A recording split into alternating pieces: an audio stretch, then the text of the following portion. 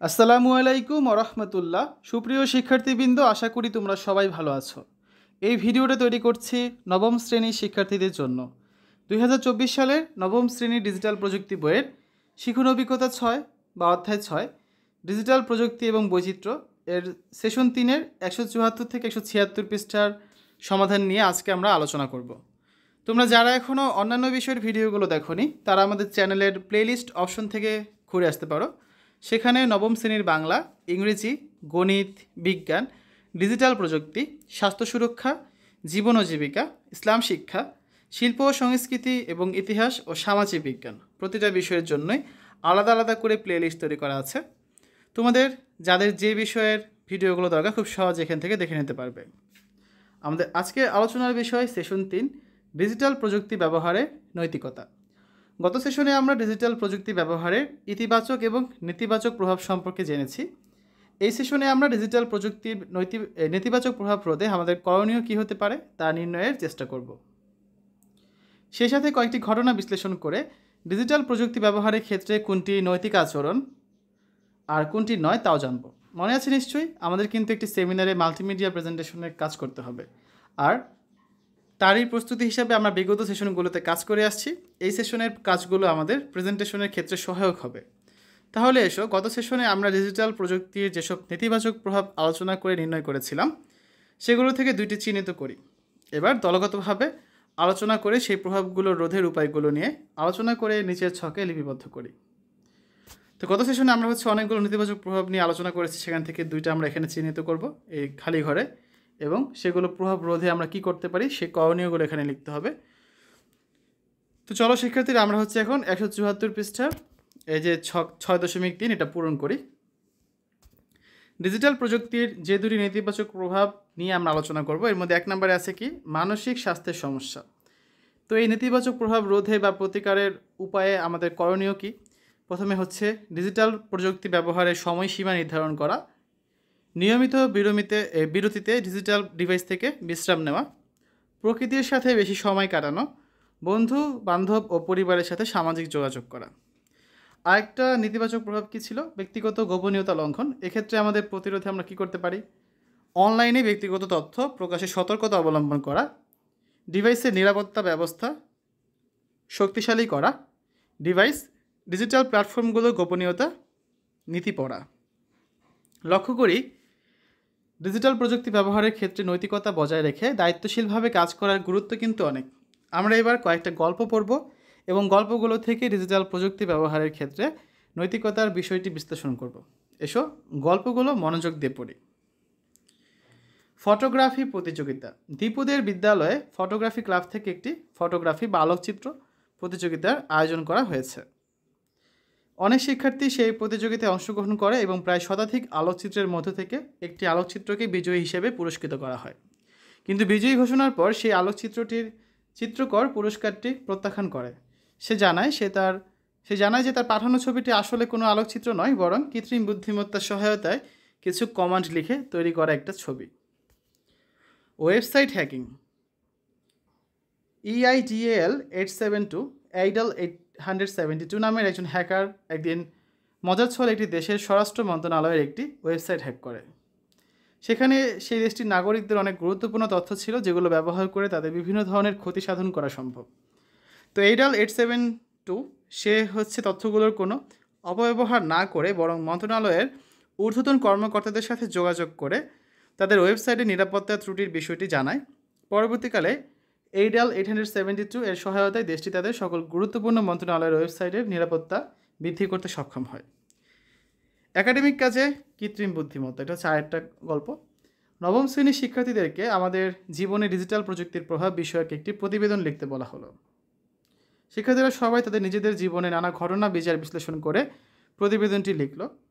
কিন্তু একজন শিক্ষার্থী প্রতিবেদনটি লেখার ক্ষেত্রে কৃত্রিম বুদ্ধিমত্তা, সেটা হতে পারে চ্যাট জিপিটি, হতে পারে গুগল বার্ড, হতে পারে বিং চ্যাট ইত্যাদি ব্যবহার করলো। ঠিক আছে, গল্পগুলো পড়ে আমরা কি বুঝলাম? এসো বিশ্লেষণ করি যে এই দুটো ক্ষেত্রে নৈতিকতা বজায় রেখে কাজ করা হয়েছে কিনা জোড়ায় আলোচনা করে নিচের ঘরে আমরা বিশ্লেষণগুলো লিখি। তো 6.4 এটা এখন আমরা পূরণ করব। যে প্রথমে গল্পগুলো নাম লেখা আছে, আমার বিশ্লেষণ যে নৈতিকতা কি বজায় রেখেছে নাকি নৈতিকতা বজায় রাখা হয়নি। আর কেন আমি মনে করি যে এই গল্পে নৈতিকতা বজায় রাখা হয়েছে বা হয়নি। তো আসো এখন আমরা এই 175 এবং 176 পৃষ্ঠার ছক 6.4 এটা এখন পূরণ করব। ছক 6.4 প্রথম গল্পটা কি ছিল? ফটোগ্রাফি প্রতিযোগিতা। এক্ষেত্রে আমার বিশ্লেষণ হচ্ছে কি নৈতিকতা বজায় রাখা হয়েছে কেন সেটা এখন দেখি। ফটোগ্রাফি প্রতিযোগিতায় বিজয়ী চিত্রকরের আলোকচিত্রটি কৃত্রিম বুদ্ধিমত্তার সহায়তায় তৈরি করেছিলেন বিধায় সে নিজে থেকে পুরস্কারটি প্রত্যাখ্যান করে। এতে সে প্রতিযোগিতার নিয়মকানুন কিছুটা লঙ্ঘিত করলেও অন্য প্রতিযোগিতার ন্যায্যতা বজায় রেখেছে। তাই আমি মনে করি এই গল্পে নৈতিকতা বজায় রাখা হয়েছে, অর্থাৎ ছবি পাঠানো নৈতিকতা বিরোধী হলেও পুরস্কার প্রত্যাখ্যান করা ছিল তার নৈতিকতার অংশ। ঠিক আছে, এরপর দেখো ওয়েবসাইট হ্যাকিং দ্বিতীয় গল্পটাতে নৈতিকতা বজায় রাখা হয়েছে, এটা ক্ষেত্রে আমার মনে হয়েছে। কেন? কারণ হ্যাকার হচ্ছে মজার ছলে একটি সরকারি ওয়েবসাইট হ্যাক করলেও সেই ওয়েবসাইটের কোনো গুরুত্বপূর্ণ তথ্য ব্যবহার না করে সরকারকে সতর্ক করে দেয়। এতে সরকারি প্রতিষ্ঠান ও দেশের জনগণ ক্ষতি থেকে রক্ষা পায়। তাই আমি মনে করি এই গল্পে নৈতিকতা বজায় রাখা হয়েছে। তৃতীয় গল্পটা কী ছিল? একাডেমিক কাজে কৃত্রিম বুদ্ধিমত্তা। এক্ষেত্রে আমার মনে হয়েছে নৈতিকতা বজায় রাখা হয়নি। কেন? এক্ষেত্রে প্রতিবেদনটি লিখতে হবে নিজেদের জীবনের নানা ঘটনা বিচার বিশ্লেষণ করে। এখানে কৃত্রিম বুদ্ধিমত্তা ব্যবহার করে প্রতিবেদন লেখা যাবে না, সুতরাং এক্ষেত্রে নৈতিকতা বজায় রাখা কিন্তু হয়নি। ঠিক আছে, একজন শিক্ষার্থী যেহেতু কৃত্রিম বুদ্ধিমত্তা ব্যবহার করে প্রতিবেদনটা লিখেছে, তাই আমরা এখানে নৈতিকতা বজায় রাখা হয়নি এই ঘরে টিক দিলাম। তো আমরা এভাবে করে ছকটা পূরণ করলাম। এরপর দেখো পরবর্তী সেশনের প্রস্তুতি। আজকের সেশনের প্রেক্ষিতে ডিজিটাল প্রযুক্তি ব্যবহারের ক্ষেত্রে আমাদের কোনো কাজগুলো করা থেকে বিরত থাকা উচিত, সেগুলো পরিবারের সদস্যদের সাথে অথবা বন্ধুদের সাথে আলোচনা করে নির্ণয়ের চেষ্টা করব। বর্তমানে ডিজিটাল প্রযুক্তি আমাদের দৈনন্দিন জীবনের অবিচ্ছেদ্য অংশ হয়ে উঠেছে। আমরা শিক্ষা, যোগাযোগ, বিনোদন, ব্যবসা বাণিজ্য ইত্যাদি বিভিন্ন ক্ষেত্রে ডিজিটাল প্রযুক্তি ব্যবহার করে থাকি। কিন্তু এই প্রযুক্তির অপব্যবহারের ফলে নানা ধরনের নেতিবাচক প্রভাবও দেখা দিয়েছে। নৈতিকতা গুরুত্বপূর্ণ, কারণ নৈতিকতা হলো সঠিক ও ন্যায্য কাজ করার নীতি। ডিজিটাল প্রযুক্তির ব্যবহারের ক্ষেত্রে নৈতিকতা অনুসরণ করা প্রয়োজন, কারণ এটি আমাদেরকে সঠিক ও ন্যায্য কাজ করতে সাহায্য করে। নৈতিকতার প্রয়োগে আমরা ডিজিটাল প্রযুক্তির নেতিবাচক প্রভাবগুলো রোধ করতে পারি এবং এই প্রযুক্তির ইতিবাচক প্রভাবগুলো কাজে লাগাতে পারি। শিক্ষার্থী হিসেবে ডিজিটাল প্রযুক্তির ব্যবহারে যে সকল নৈতিকতা অনুসরণ করা প্রয়োজন বলে আমি মনে করি তা হচ্ছে নিম্নরূপ। যেমন ব্যক্তিগত গোপনীয়তা রক্ষা। ডিজিটাল প্রযুক্তি ব্যবহারের ক্ষেত্রে অন্যের ব্যক্তিগত তথ্য সংগ্রহ ও ব্যবহারে সতর্ক থাকতে হবে। অন্যের ব্যক্তিগত তথ্য কখনোই প্রকাশ করা যাবে না। ভুল তথ্যের বিস্তার রোধ। অনলাইনে কোনো তথ্য শেয়ার করার আগে তা যাচাই বাছাই করে নিতে হবে। ভুল তথ্য ছড়িয়ে দেওয়া কখনোই যাবে না। প্রতারণা ও অপরাধ রোধ। ডিজিটাল প্রযুক্তি ব্যবহারের ক্ষেত্রে কারো ক্ষতি করার জন্য এটি ব্যবহার করা যাবে না। প্রতারণা বা অপরাধমূলক কাজে ডিজিটাল প্রযুক্তি ব্যবহার করা যাবে না। অনলাইন হয়রানি ও সহিংসতা প্রতিরোধ। অনলাইনে অন্যদের হয়রানি বা সহিংসতা প্রদর্শন করা যাবে না। সৃজনশীলতা ও উদ্ভাবনিতা প্রয়োগ।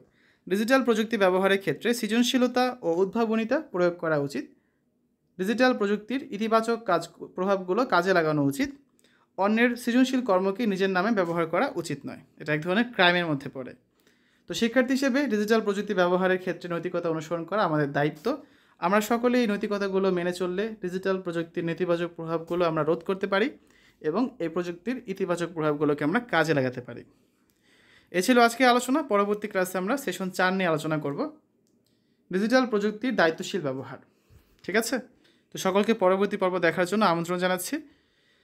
শিক্ষার্থীরা এতক্ষণ তোমরা দেখলে ডিজিটাল প্রযুক্তি নবম শ্রেণী অধ্যায় 6 সেশন 3-এর 174 থেকে 176 পৃষ্ঠার সমাধান। আশা করি তোমাদের কাছে ভিডিওটা ভালো লেগেছে। আজ এখানে বিদায় নিচ্ছি। আল্লাহ হাফেজ।